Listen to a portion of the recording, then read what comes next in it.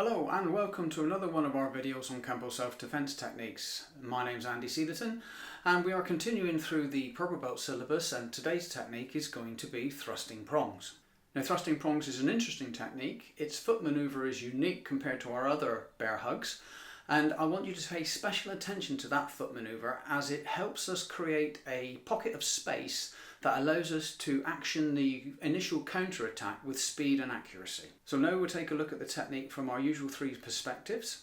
We'll then break it down on a move-for-move basis, and while we're working through the base, we've got a small segue on the initial movement, covering a couple of errors I see people make during this technique, which are unconscious errors rather than mistakes. So we'll cover that, and then we'll break down the extension, look at some variations, and finish up the video from there. So let's take a look at thrusting prongs.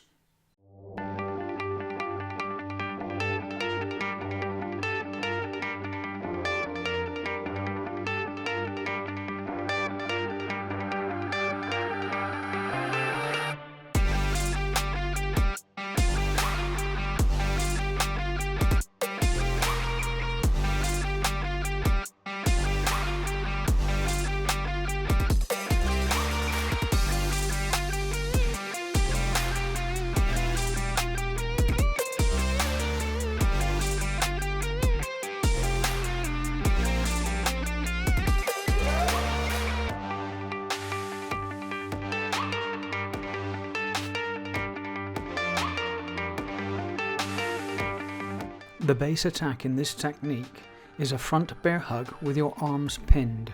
The initial defense is to step directly backwards into a forward bow whilst attempting to keep your upper body unmoving. The stance and upper body positioning may need to modify due to the force of the attack itself. Combine this step back with a twin thumb counterattack thrusting up and into your opponent's groin. His reaction to this counterattack should begin to cause the release of the bear hug, or if it is not completely applied, stop it altogether. The action of the thumbs being thrust up into our opponent's groin is how this technique receives its name. The thumbs resembling prongs and being thrust into the target become thrusting prongs. The positioning of the thumbs is an important factor to consider. If the thumbs are extended fully, they have no supportive structure and as such are prone to injury. If the thumbs are pressed down onto the knuckles of the index finger, this will provide a bracing angle to the thumb and therefore provide backup mass and structural support. When executing the twin strikes, they should impact their target simultaneously, forming the point of a forwardly extended triangle with your shoulders forming its base. Your head should be positioned chin down and tucked in, to present its crown as a protective precaution against an involuntary headbutt from your opponent. So now we're going to look at some of the errors I see occurring in thrusting prongs. One is people believe they've got certain abilities to move their arms to get a more forceful strike to the groin, and the other one is people not being aware of a wasted motion. So I'm going to bring Luke on to demonstrate the first one. So in this case, Luke puts the hug on and he's restricting my ability to move my arms. His hug, as you can see, is basically at my elbows. So that restricts my ability to bend my elbows. Now if Luke loosens the grip a little bit, a lot of people when they do this technique, because the attack's not put on correctly or effectively, I should say, they feel they can bend their elbows as they step back to drive their thumbs down into the groin. Now the base technique, the thumbs should come up into the groin, and the reason they come up thrusting into the groin is because you have not got that facility of the bend of the elbow. That is restricted by the grab. So we're working with what we've got, which is the shoulders. That's the only thing that can move. So Luke puts the grab on.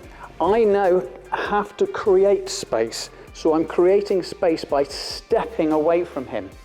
Now that space is also allowing me to control my safety and sense of my groin, because I've got no way of protecting my groin other than stepping back and allowing my arms to work thrusting up into the groin to create this reaction.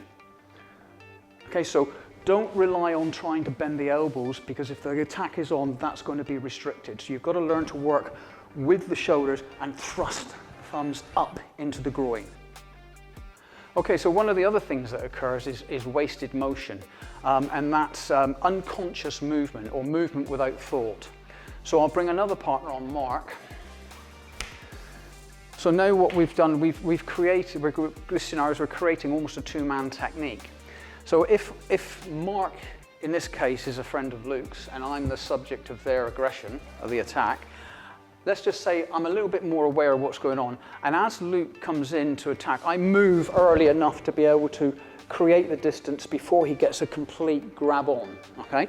But rather than keep my hands in place, I waste motion by throwing them backwards like this. Okay, now when we do techniques like Thundering Hammer, Dance of Death, the Sleeper, we're taught not to throw the hand back. Well, this is the same concept, because if Mark's his friend and he's alert, as I step back here and throw my hands back, I've now got Mark captured my hands. Now I've got a loose cannon of Luke at the front, which I've got no control over whatsoever, and I've also got somebody controlling me at the back. So now I have got options here. Stay on, Mark. So what we need to do is work from our point of origin. Don't be tempted to throw the hands back thinking you're going to get a better impact on the groin. The groin's a sensitive area, so even as Luke comes in, that's enough to make him think twice. It doesn't mean to be a massive, great strike. That's a minor movement that's going to create a major reaction. And remember, we always want to go for minors to create major. We don't want to use major to create minor. But let's just say I'm not paying attention to what I'm doing, and I do actually throw my hands back, and Mark, being his friend, is alert and captures my hands as I move back. So as Luke's coming in, I move back here, and Mark grabs my hands. I could drive a knee into Luke, work cross twigs to Mark here, and then maybe finish Luke out with a kick there, create a two-man technique out of it in that manner. But I don't really want to get to that stage if I can help with it. So remember, from here, as the initial attack comes in, go from your point of origin and do the job quickly and efficiently from the word go. Okay, thank you. After the initial counter, pivot back into a neutral bow, utilizing the returning action of your open side fist to clip the underside of your opponent's chin, thereby keeping him distracted. As you simultaneously have your close side arm hook over the top of your opponent's arm, anchoring your elbow to aid in the control of your opponent's limb. Now quickly snap a finger jab into your opponent's eyes, further keeping him occupied, and immediately pivot into a forward bow, converting this finger jab into a heel palm claw to your opponent's jaw and face. This compromises his posture and cancels his ability to form a counterattack. Whilst your opponent is dealing with these distractions, launch a knee kick into your opponent's groin and immediately convert this strike into a blade kick to your opponent's inner shin, causing his stance to widen and his height to drop. Plant this kicking leg with your foot between your opponent's feet and immediately on planting, deliver an inward elbow strike from your lead arm to your opponent's chin. At this point, we will proceed on to the extension to thrusting prongs. If you do not require this at your stage of training, you may wish to bypass the next section of this video. Following on from the inward elbow to your opponent's chin, shift your lead foot to your rear, ending at approximately 90 degrees to your opponent's center line. Simultaneously with this step, have your lead hand execute an outward hand sword that immediately converts to a crane's beak hook to the rear of your opponent's neck, which then continues by pulling his head down and forward. As you end the stepping maneuver, begin a pivot to settle into a neutral bow that will be on the same 90-degree line, releasing your controlling hooking check on your opponent's arm to deliver an overhead downward vertical hand sword to the rear of his neck, focusing the weapon's impact with marriage of gravity on settling into the neutral bow. Now convert this hand sword to a pushing check to the rear of your opponent's head, keeping control of his height zones by forcing his head down even further. Then immediately follow up with a rear leg knee sandwiching strike to his head. Plant this kneeing leg forward and under your opponent's face, as you now deliver an overhead downward vertical hand sword again to the rear of his neck, with your other hand applying the same focus and timing as before. Once again convert your hand sword to a pushing check to your opponent's head as you pivot either into a reverse neutral bow or a reverse bow itself, and execute a lead leg back vertical scooping heel kick to your opponent's face. With your foot still in the air, deliver a blade kick to the most available knee presented by your opponent following his reaction to your back heel kick. From here, front crossover and cover out.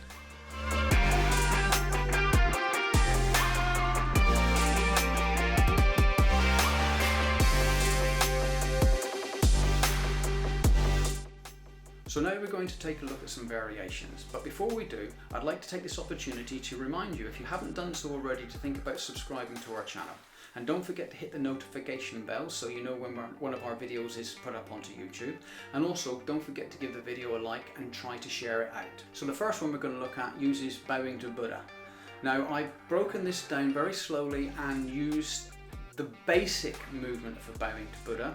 There are some extras I would normally put in, but I'm not going to give you all the answers. I want you to actually look at the techniques and try to figure out some of the extras that you could put in that would make the movement even better or easier. Then we're going to look at some shortening using the formulation equation, and then we'll look at the final variation, which employs a rugby tackle. So let's get in and look at the variations. So let's look at the first variation. In this one, our opponent puts the bear hug on, and our counter attack doesn't really have the effect we'd desire, so he's still hanging on to us. So rather than try to work our way out of it or play through for him, we're going to apply the concepts used in bowing to Buddha. So I'm going to bring my partner Luke in. Okay, so as Luke puts the attack on, we move back and strike to his groin, but he's not released enough. So here, what we're going to do is we're just going to drop down, pick a leg up, headbutt him forward onto the floor. We're going to stand up, take him over, front crossover, break the leg, stomp the groin, as in the technique bowing to Buddha. From the other side, as Luke attacks, we step back, hit the groin, nothing really happens here, so we drop down. I'm going to put my head into his sternum here, as I put my hands behind one of his legs, and I'm going to just push and pull, take him to the floor. We're going to stand, and we're going to rotate him over onto his front with the foot lock. Front cross over the leg, come up, break the inside of the kneecap, then come back, stomp the groin from the rear and cover out. So what we're doing there is changing our height zones. Now then, that would be taking one leg out, but we can also do a similar situation to that when we drop down, and we can take our opponent out just by pushing the inside of one of the knees. So if we do that from the rear, this position, you might see it better. So as Luke puts the grab on, we hit to the groin, we drop down low, so now I'm going to be attacking the inside of the knee here. And all I do is basically push the knee into a position where it doesn't want to work and take Luke to the floor that manner. Now in that case, he's gone away from me. I'm not going to chase after him, I'm just going to stand up and I'm going to exit the area if possible. Because remember, if I can get away, I'm not going to stand and fight. He's got friends around, I just want to get myself and people with me out of the area. So that's a simple little variation. Do it one more time. I do it slight angled this way. As he comes on, we step back, hit the groin, we drop, and now I'm attacking this leg here, so you can see my heel palm goes onto the inside of the knee and I just push his knee out so he loses his posture, and that allows me to exit the combat zone. Okay, look. Thank you very much. Okay, so let's have a look at another variation. This time I'm going to use my partner Mark. All right, so with this one, we get through the full technique, we're into the extension, but after we do the elbow, maybe our partner or opponent is still able to counterattack, and what he's going to do, he's going to try and make a grab for me with his free hand. As he does the grab, now we're stepping away from the person anyway, but as he makes this grab, I'm going to take his head out of posture and stop that movement by going straight into the heel palm down before the heel hook into the blade kick. So I'm deleting the major part of the technique and shortening it down to the last few moves. So we'll show you with Mark. As we come in, we're coming in slowly. He's coming into the grab. There's the step back hit. There's the strike to the chin, eye jab. There's the check to the head, knee, blade kick, and there's the elbow. Now here he starts to make a grab for me. Now I could move into the extension, but if he gets a hold of me, he can pull me back and then I'm in trouble. So what I'm going to do is I'm just going to go straight down, take his posture down, and I'm taking his head down and coming straight to the heel kick to the face there before taking his kneecap out. All right, so I'll show you that at a different angle. So from this position here, We're into, yep, I've done the blade kick, I'm into the elbow. Now Mark's making a grab for me there. So what I'm doing is I'm bringing my hand to the back of the head and pushing down for the last movement in the technique. Here, as I go into reversible, push his head down, and then from here my heel can come straight back up into the face, this manner, and then I can take his lead knee out and take him to the floor that manner.